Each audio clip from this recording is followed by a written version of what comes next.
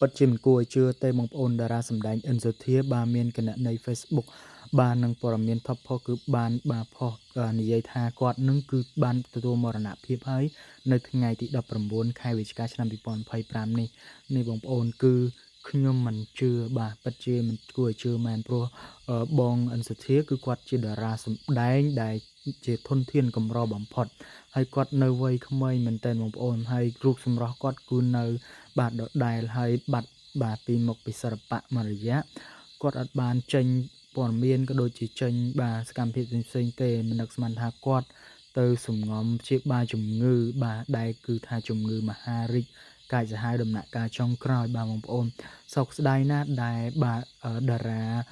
មួយចំនួនដែលគាត់បាត់បង់ជីវិតដោយសារតែជំងឺផ្សេងៗហ្នឹងគឺគាត់លាក់បាំងទាល់តែគាត់ដល់ដំណាក់កាលស្លាប់ចុងក្រោយហើយបានទើបផ្ទុះចេញមកថាគាត់ស្លាប់រ៉េបទទួលមរណភាពអញ្ចឹងណាអញ្ចឹងបងប្អូនទាំងអស់គ្នា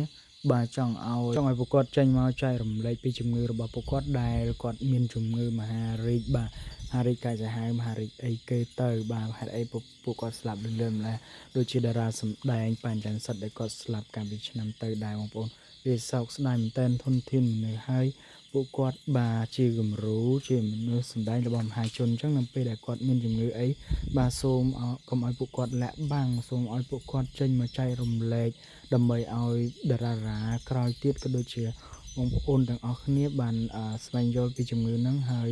វាបង្កឡើងមកពីអីមូលហេតុអីដោយសារអីអញ្ចឹងណាបងប្អូនព្រោះថារាងកាយរបស់ពួកគាត់មើលទៅមកមួនសុខភាពល្អរូបរាងខាងក្រៅអត់អីទេអញ្ចឹង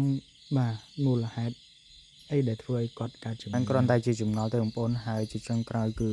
បាទមានតែចូលរួមសោកស្ដាយនិងចូលរួមរំលែកទុក្ខរបស់គ្រួសារសពរបស់តារាសម្ដែងអិនសូធាបាទសូមអរគុណសូមជម្រាបលាបងប្អូន